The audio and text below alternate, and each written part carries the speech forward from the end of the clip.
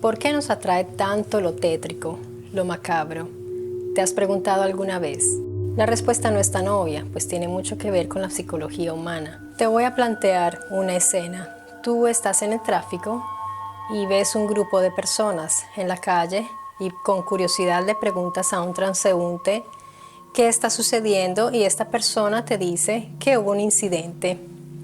Sucedió un accidente y está la escena llena de personas, todos rodeando a la víctima que tal vez se encuentra en el piso, que tú no la puedes ver porque está rodeada de personas. Esta es la escena típica, no es nada extraño. De hecho, es muy común que cuando tú ves un grupo de personas, es muy probable que o está sucediendo un espectáculo callejero o algo muy malo acaba de suceder. Es una cosa contradictoria, ¿no crees? Porque lo tétrico o macabro debería asustarnos y debería crear en nosotros un rechazo. Pero no sucede así. Extrañamente, sería banal llamarlo curiosidad, porque va más allá de la curiosidad. Es atracción hacia lo tétrico. Tal vez tú te has visto en esa misma situación, o tal vez tú has estado haciendo búsquedas por internet y ves noticias bastante tenebrosas y seguramente vas a clicar y vas a ver la noticia. ¿Por qué? Porque tiene más audiencia ese tipo de noticias que tal vez la noticia de una persona que se ganó un premio o que adquirió una promoción en una empresa muy importante, en una multinacional. Estoy segura que esa noticia no va a atraer tanto a las personas. Es algo interesante de entender y nos hacemos esa pregunta. ¿Por qué? ¿Por qué nos atrae lo tétrico y lo tenebroso? En realidad hay un indicio del por qué nos gusta lo tétrico. Resulta que cuando nosotros vemos la tragedia del otro, vemos el accidente que le sucedió a otro, la muerte del otro, es precisamente eso lo que nos atrae inconscientemente, porque es precisamente la muerte del otro, no la nuestra, la tragedia del otro y no la nuestra. Eso nos reafirma, eso nos hace sentir más afortunados porque no nos sucedió a nosotros. Murió esa otra persona, yo estoy vivo y estoy bien. La muerte no me sucedió a mí, estoy aún aquí. Eso es a nivel inconsciente lo que sucede en la mente tuya cuando ves lo que le sucede a otros. A veces tenemos sentimientos de culpa porque nos puede gustar, entonces es mejor la fantasía, ¿verdad? Entonces vemos las películas de tragedias o de terror, pero nuestra conciencia está tranquila porque no es real, entonces no nos sentimos culpables. Pero si es un hecho real, sí tenemos ese sentimiento de culpabilidad. Pero para entender esto, es interesante ver los orígenes del macabro y lo siniestro. Y para ello nos tenemos que remontar a la época medieval. La cultura romana no desapareció, fue absorta y transformada por el clero. El clero se convirtió en el poseedor del conocimiento y la sabiduría. Los monasterios se volvieron centros de cultura donde se elaboraban los escritos y donde se podía encontrar el conocimiento. Con el redescubrimiento de los escritos aristotélicos y la apertura de las universidades, el conocimiento empezó a proliferar y comenzaron a reproducirse muchísimos escritos y a distribuirse. De manera que el griego fue traducido al latín para hacerse más popular el conocimiento. Ya el eje central de la producción pasa del monasterio a las manos laicas, de manera que empiezan a proliferar una serie de escritos muy distintos, argumentos más humanos, más terrenales. Entonces el clero responde con violencia, con proyectiles de argumentos que promulgaban el ascetismo, el control de las pulsiones humanas. Empiezan a promoverse también escritos con una visión más oscura de lo terreno, hablando acerca del juicio final, hablando acerca también de la importancia de curar más el espíritu que el cuerpo físico. Se empieza también a hablar acerca de un más allá, de una vida después de la muerte, pero con aspectos más bien oscuros y violentos, digamos, enfocados más hacia el miedo. Digamos que esos son los primeros asomos del macabro como concepto en las piezas de arte, porque en este caso estamos hablando de la literatura. Pero recordemos que la literatura del medioevo venía acompañada también de la ilustración. Y aquí vamos a entrar al argumento de cómo nace el macabro como estética y como forma de arte. La primera obra que conocemos que se puede catalogar como arte macabro es un verso incluido en un código miniato. El código miniato era un manuscrito creado por los cristianos. Lo realizaban en tablillas de madera que cubrían con unas capas de cera y los ilustraban. Esto lo hacían para facilitar la consultación de las escrituras que originalmente venían en los rollos. Entonces para ellos estaba más a la mano consultarlas en estas tablitas de madera. Este nombre miniato viene de la palabra minio, el cual es un mineral que era extraído de unas minas cercanas a un río llamado el Miño, que se encuentra al noreste de España. Este minio, este mineral, tenía una coloración rojiza y de ahí viene la miniatura, miniato e miniatura, porque venía de la tinta del minio. El autor de estos versos era un trovador llamado Baudouin de Condé en el año 1200. Esta obra narra la historia de tres jóvenes que se encontraban en una jornada de caza. Eran tres jóvenes malcriados. Y estos jóvenes se topan con tres esqueletos. Y estos esqueletos les recuerda a ellos su fragilidad, su mortalidad. Esto se llamaría el memento mori. El memento mori, traducido del latín al español, significaría recuerda que morirás.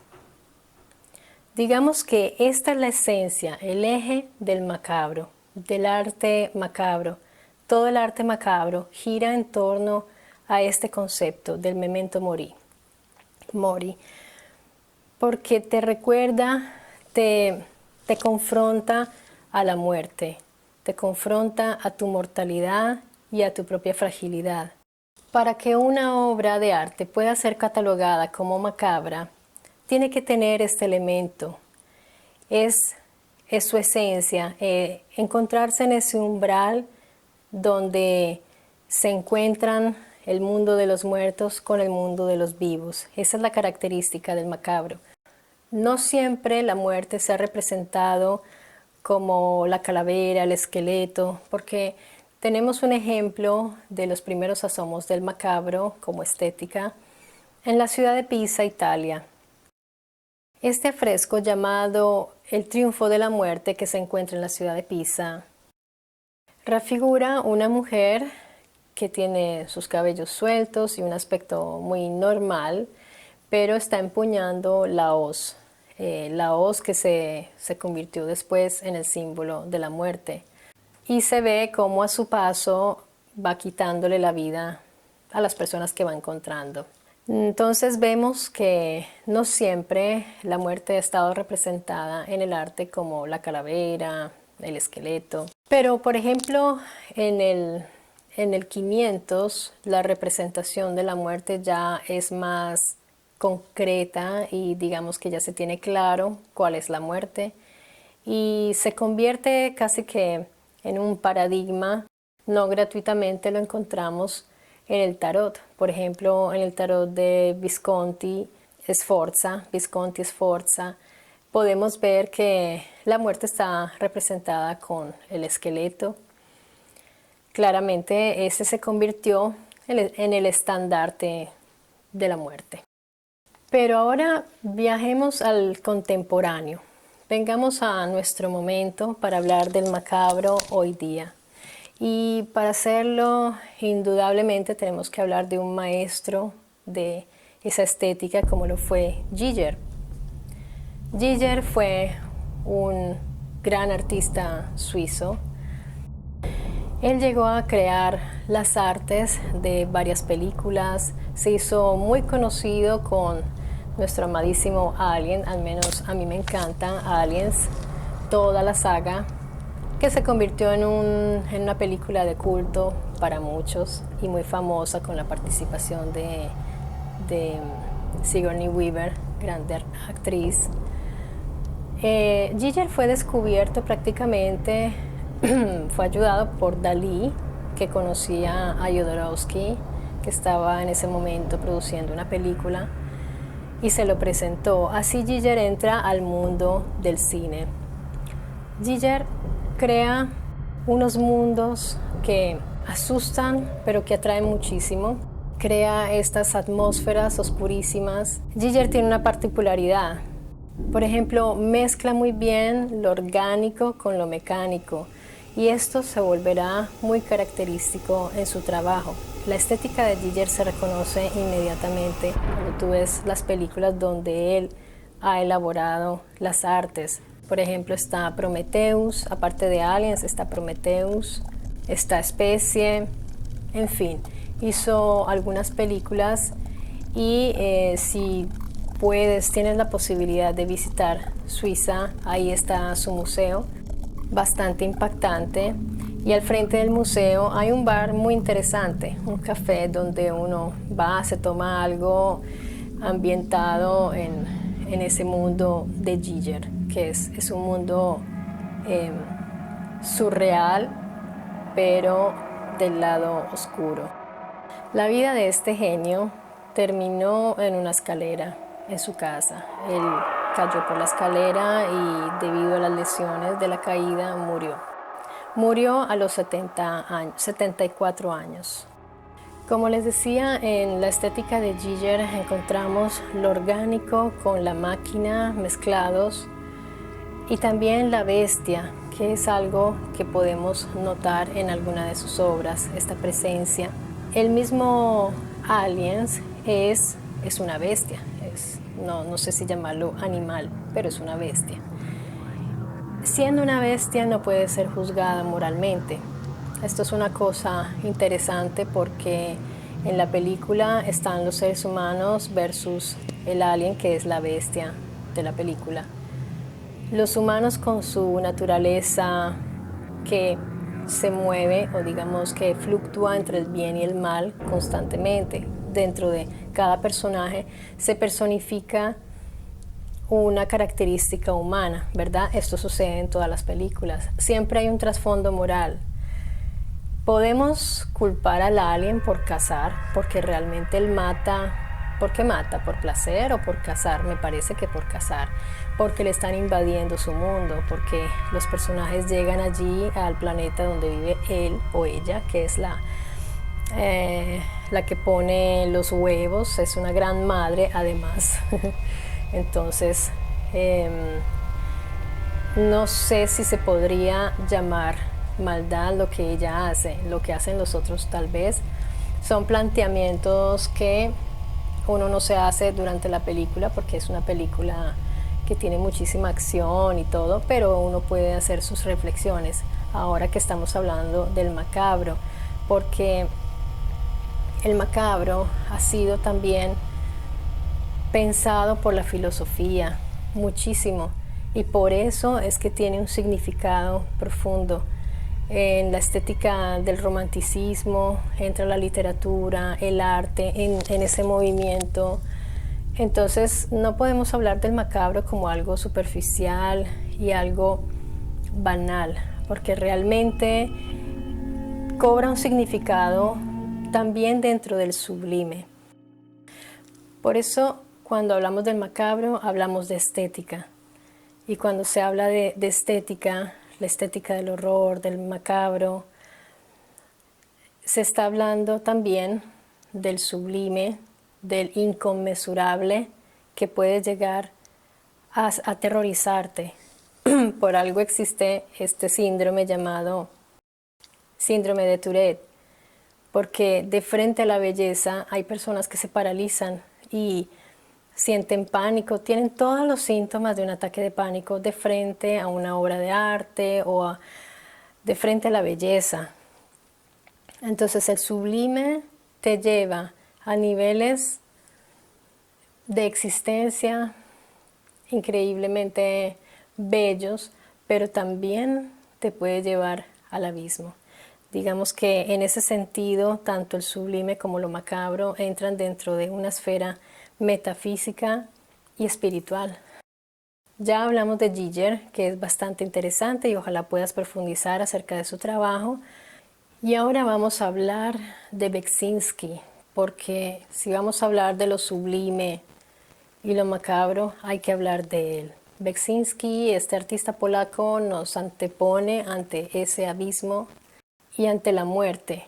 Pero a diferencia de Giger, Beksinski nos presenta no lo macabro desde el punto de vista de lo bestial, ni lo mecánico, más bien es lo macabro desde un punto de vista más espiritual, más metafísico. De hecho, en sus figuras podemos ver que es como si de una parte son muy concretas, pero después se empiezan como a desintegrarse. Vemos esos ambientes de polvo, colores muy oxidados, porque la paleta de Beksinski es bastante oxidada y por eso nos da esa sensación de tierra, de polvo, de una atmósfera asfixiante y oxidada. Y la muerte que nos presenta Beksinski es otra existencia, no tiene nada que ver con un descanso o con el paraíso, todo lo contrario, es una existencia en el más allá, pero bastante angustiante, bastante macabra. Ahora vamos a encontrar a alguien que nos abre la dimensión del oscuro, pero desde el punto de vista del romanticismo fiabesco, ya de pronto sabes de quién estoy hablando, y que le abre las puertas del macabro al mundo infantil. Ya sabes quién es. Bueno, estamos hablando de Tim Burton. Tim Burton es un estilo, es una estética y es muy fácil reconocerlo. Cuando tú ves sus películas ya sabes que ahí detrás está la mano creativa de Tim Burton. Pues sus personajes, todos esos mundos que él crea son bastante característicos. Tim Burton bastante influenciado por la literatura del romanticismo. Podemos ver en él que se abre una puerta que en los otros artistas que habíamos visto anteriormente no estaba abierta, que es hacia el mundo infantil. Digamos que Tim Burton se mueve en esa frontera entre lo macabro, pero también infantil. Es bastante irónico y satírico. Él trabajó en algunas ocasiones con Walt Disney, pero el universo Tim Burton es bastante alejado a lo que ha sido Walt Disney, el mundo Walt Disney. Tim Burton no es cine infantil, pero le gusta a los niños. El ser humano desde pequeño puede manifestar, tal vez por el modo en que ellos ven el mundo y que todavía no tienen una capacidad comunicativa y mucho menos en lo gráfico. Obviamente sus dibujos pueden llegar a ser bastante inquietantes. Los niños dicen las cosas así, o sea, ellos no ponen filtros o quizás mejor no digo esto, ellos dicen las cosas así, lo que piensan. Y cuando tienen rabia hacia una persona, lo manifiestan en los dibujos y déjenme decirles que son bastante macabros. Hay varios ejemplos de dibujos de niños bastante inquietantes. Desafortunadamente en algunos casos pues han manifestado cosas que después los adultos se han dado cuenta que estaba sucediendo en la vida del niño. O sea, esto no es con intención de burlarnos de esto, Pero estamos hablando de arte, de estética, del macabro, y quise incluir esto porque es algo que he podido notar y que existe. A los niños también les atrae el macabro de alguna manera. Y como les decía, como ellos no ponen esos filtros de moralidad, porque todavía no tienen muy bien formado esos conceptos, lo pueden ver como algo natural y sí, también se ven atraídos, y tal vez por eso es que en el mercado vemos propuestas que a veces uno dice, no sé si los niños deberían ver eso, pero les gusta. Y bueno, algunos, por ejemplo, en el caso de Tim Burton, tiene personajes muy simpáticos, muy bonitos dentro de esa estética macabra. Es una belleza, es una estética, es distinta y debe ser apreciada en su dimensión, y a quienes les gusta lo macabro como estética, yo me incluyo entre ese grupo de personas, y no me gusta el sufrimiento, no me gusta la violencia, no me gusta, pero digamos que dentro del mundo artístico, estéticamente me llama muchísimo la atención esos mundos oscuros, esas atmósferas me parecen increíbles, me parece bellísimo. En algunos casos son sublimes, en otros casos te puede llevar, como la música, el arte produce las mismas sensaciones, te puede llevar a planos muy altos de vibración, de alegría, de optimismo, o a planos muy bajos de vibración donde puedes llegar a sentir un poco de tristeza. Pero es increíble, el ser humano, nosotros estamos siempre en búsqueda de sensaciones. Algo que no buscamos es una pieza de arte que no nos produzca nada. Eso que nos deje indiferentes, que no nos da ni tristeza, ni rabia, ni felicidad, no nos produce absolutamente ninguna reacción. Quiere decir que no nos aporta una experiencia. Y cuando nosotros nos acercamos al arte, cualquier manifestación de arte que se trate, buscamos de alguna manera una experiencia. Y los artistas de los que les hablé hoy seguramente aportan esa experiencia estética, que cuando tú ves sus películas o ves esas imágenes que producen, no te dejan indiferente. Son interesantes, son artistas realmente interesantes. Y aquí nombré solo tres ejemplos, pero hay muchísimos más. De todas maneras, me gustaría conocer la opinión de ustedes, me gustaría que me dijeran qué opinan de este tipo de arte. Hay otra cosa, por ejemplo, dentro de la estética gótica, que son estas personas que se ponen el labial negro, que ya se visten muy... Bueno, es un estilo, es una estética, pero digamos que está más dentro de como de una moda, ¿no? Porque cuando hablamos ya del universo de la estética, es algo que está más legado a la psique humana, va más allá de la apariencia física o del maquillaje o del vestido. Es también una forma de ver el mundo y de vivir y de existir. Un poeta maldito no sigue una moda, o sea, no es maldito por moda o porque sigue un grupo de rock, entonces se viste de negro, no. Es realmente su ser, su modo de ser, su modo de existir es ese. Lo trasciende muchísimo el movimiento del romanticismo. Allí podemos encontrar obras sublimes, personajes increíbles que todavía hoy miramos, y toda su producción. Entonces digamos que nosotros somos personas normales, no es que somos ni sádicos ni malvados, pero alimentamos ese lado oscuro que tenemos con esa estética. Y creo que es lo mejor, no estamos por ahí haciendo cosas horribles, estamos alimentando esa parte del imaginario nuestro con imágenes o con historias o con música de esa estética. Me parece fantástico.